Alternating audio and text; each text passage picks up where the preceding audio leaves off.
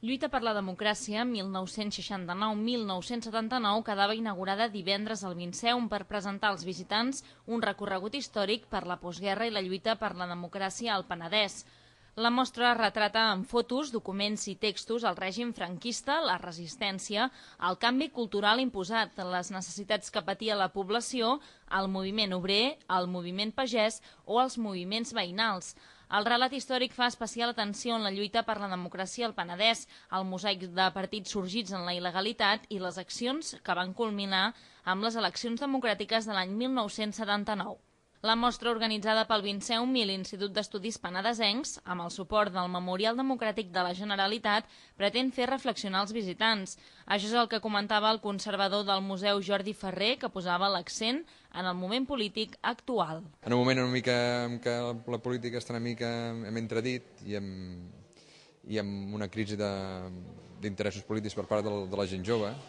és una manera d'explicar que precisament en aquests moments en els quals expliquem l'exposició, d'aquest període que parla l'exposició, precisament van ser els joves els que van impulsar, juntament amb la gent ja més gran, però sobretot gràcies a l'impuls dels joves i el seu interès el que van aconseguir poder tenir la democràcia, el dret a poder decidir qui manava.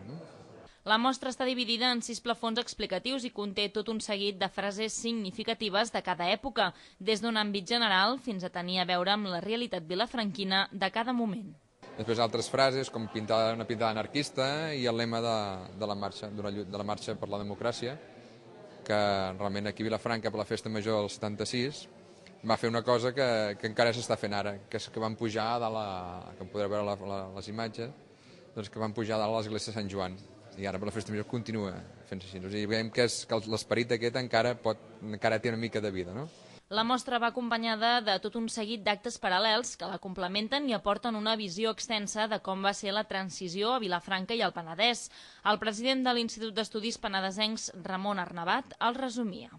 Hi ha conferències com la de l'Andreu Mayayo sobre el marc de la transició a Catalunya, hi ha taules rodones sobre com va ser la transició aquí al Penedès, hi ha la projecció d'un documental que és Notes al peu, que és veure els restes del franquisme que queden al nostre país, i finalment hi ha la projecció d'una pel·lícula, que és Canet Rock, per veure una mica quin era l'esperit de l'època. Finalment també es presenta un llibre que és sobre la repressió franquista. Per tant, són diferents activitats en diferents formats que el que pretenen és encetar un debat al voltant de la lluita per la democràcia i la transició al nostre país, i més concretament a Vilafranca. A la inauguració hi van participar el director del Memorial Democràtic de la Generalitat, Miquel Caminal, l'alcalde de Vilafranca, Pere Regull, el president de l'Institut d'Estudis Penedesencs, Ramon Arnabat, i el president del Vinceum, Josep Soler.